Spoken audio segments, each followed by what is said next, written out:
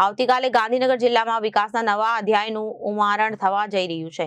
કેન્દ્રીય ગૃહ તથા સહકાર મંત્રી અમિત શાહના વરદ હસ્તે દશેલા ખાતે મધુ ડેરીના આધુનિક કુલ્લી ઓટોમેટિક મિલ્ક પ્રોસેસિંગ અને પેકેજિંગ પ્લાન્ટનું લોકાર્પણ કરવામાં આવશે। સાથે સાથે ગાંધીનગર મ્યુનિસિપલ કોર્પોરેશનના વિવિધ વિકાસ કાર્યોનું પણ લોકાર્પણ યોજાનાર છે।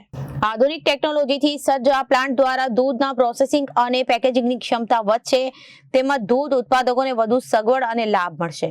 મધુ ડેરી દ્વારા સ્થાપિત આ પ્લાન્ટ સહકારી ક્ષેત્રમાં નવી દિશા આપશે તેવી આશા વ્યક્ત કરવામાં આવી રહી છે।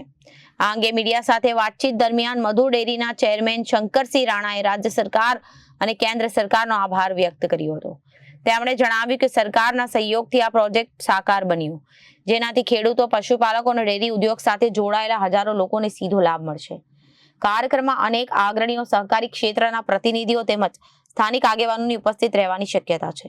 ગાંધીનગર જિલ્લામાં વિકાસ અને સહકાર ક્ષેત્રની નવી ગતિ આપતા કાર્યક્રમને લઈને લોકોમાં પણ ઉત્સાહ જોવા મળી રહ્યો છે। આવતીકાલે જે પ્રોગ્રામ છે અહીંયા લોકાર્પણ એ વિશે માહિતી આપશો? ગુજરાત રાજ્યના પાટનગર એવા ગાંધીનગરની મધુર ડેરીના આવતીકાલે તારીખ 17/5/2026ને રવિવારે લોકાર્પણ કાર્યક્રમ જે રાખવામાં આવ્યો છે, તેમાં ગુજરાતના પનોતા પુત્ર અને મુરબ્બી કેન્દ્રીય સહકાર મંત્રી અમિતભાઈ શાહ સાહેબના હાથે આનું ઉદ્ઘાટન કાર્યક્રમ રાખવામાં આવ્યો છે। આમાં 128 કરોડના ખર્ચે બનેલો અદ્યતન પ્રોસેસિંગ પ્લાન્ટ, જે પોતે 2.5 લાખ બાય એક્સપાન્ડેડ 5 લાખ લીટરની કેપેસિટીનો છે। અને અહીં આ પ્લાન્ટમાં આપણે દૂધ, દહીં, છાશ, પનીર, આઈસ્ક્રીમ અને મધુરની મીઠાઈઓ એ સારી રીતે ઉત્પાદિત કરી ગુણવત્તાવાળી બાબતો એ આપણે બજારમાં પશુપાલકો માટે, આપણા ગ્રાહકો માટે પહોંચાડવાના છીએ, એવી ગોઠવણ અમે નવા પ્લાન્ટમાં કરી છે।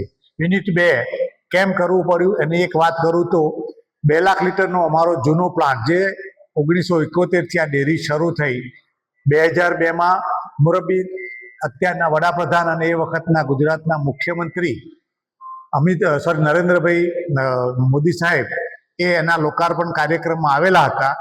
મધુર પરિસરમાં એ વખતે કલ્પના પણ નહોતી કરી કે આવું અદ્યતન નવું યુનિટ 2 એ ઉપસ્થિત થશે અથવા ઊભું થશે।